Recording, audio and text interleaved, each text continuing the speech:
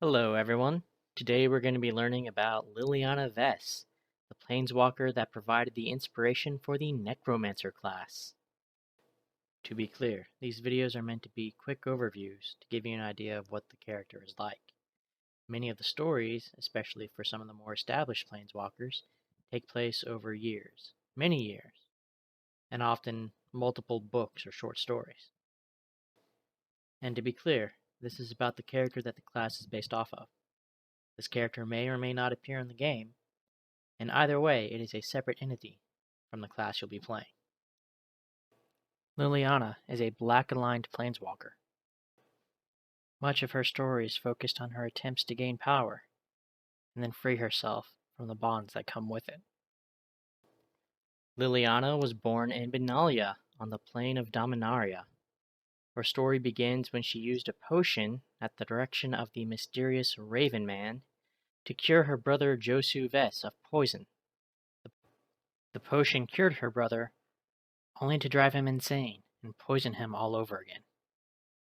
Liliana turned his victims into zombies to fight him, igniting her planeswalker spark. While she looks young, she's actually over 200 years old and was a planeswalker before the Great Mending. After the Mending, she met Nicol Bolas, the evil Elder Dragon planeswalker, who brokered a deal for her.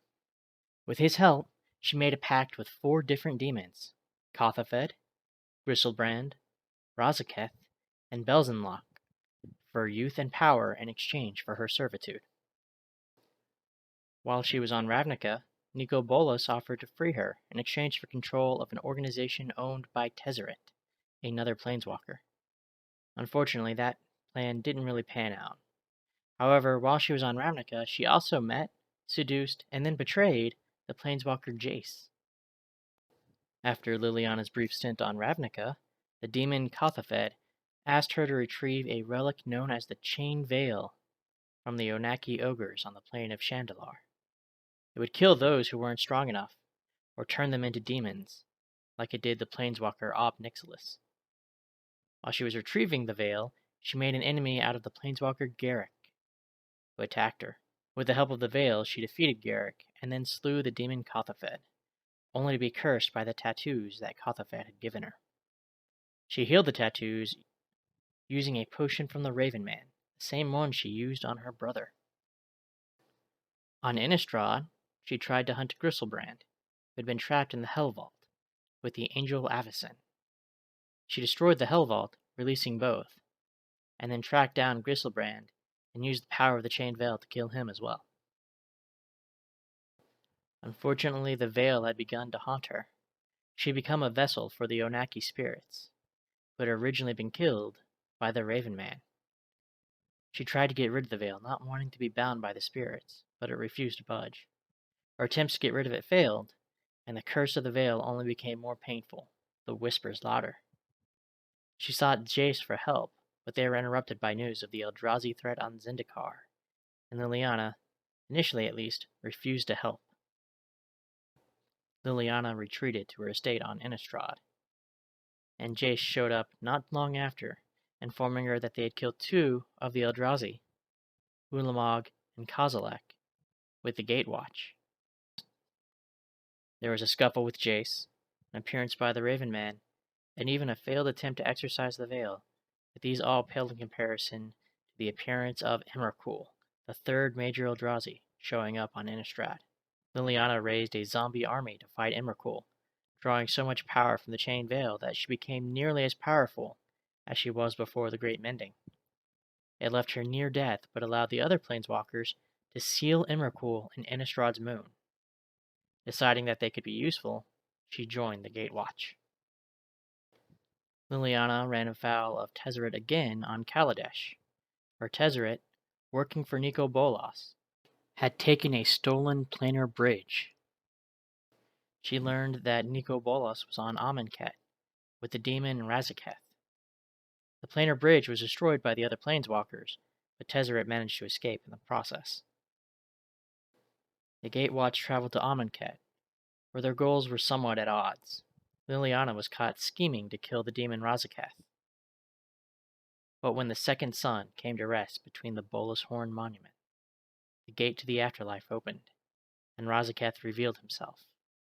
He turned the river to blood and used the power of his contract with her to take over Liliana's body. Gatewatch attacked him, allowing Liliana to free herself. She then used her power to take control over all the dead animals in the river and use them to tear Razaketh apart. This is what was known as the Hour of Devastation, when the gate to the afterlife opened, and Nicol Bolas claimed his zombie army. The story of Magic Legends takes place before this event, but for those that are curious as to what happens afterwards, the Gatewatch learned that Bolas was creating an army of zombies, confronted him, and were defeated.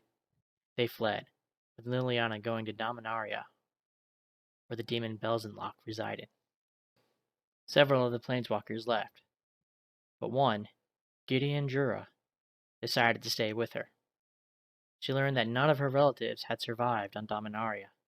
The settlement of Vess, where her manor stood, was overrun with zombies from the Cabal, and that the zombies were being led by her brother Josu. She was too weak, even with the Chain Veil, to defeat both Josu and Belzenlock.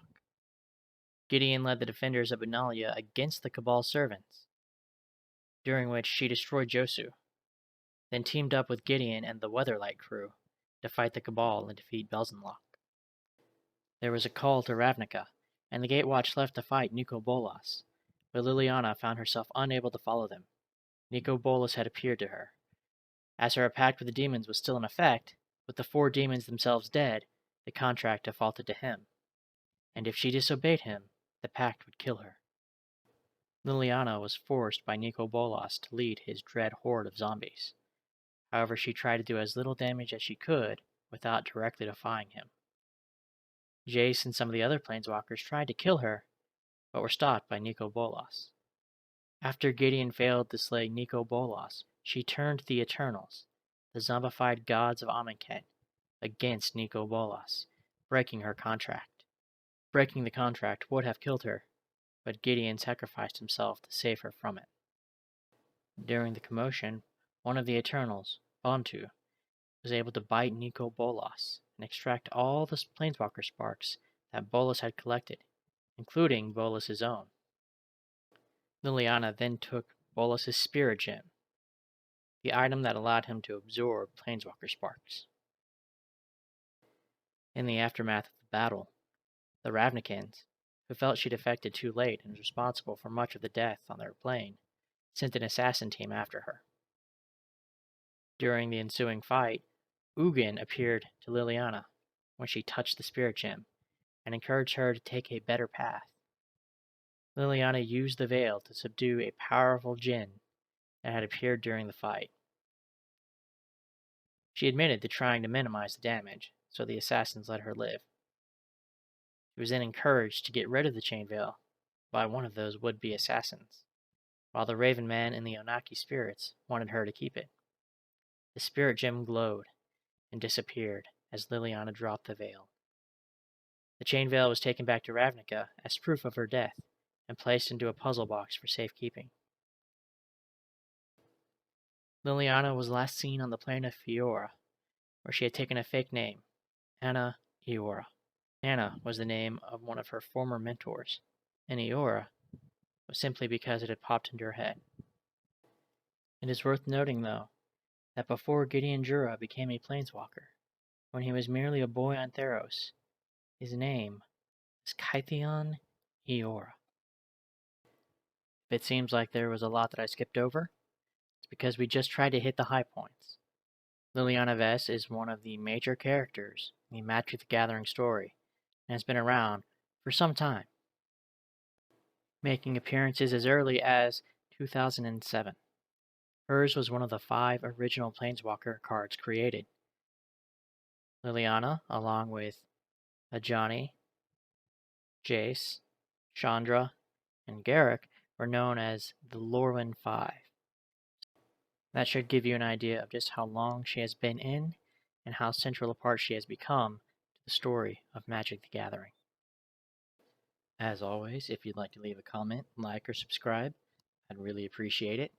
If not, that's okay too. I understand. Either way, I hope you have an awesome day, and I will catch you next time.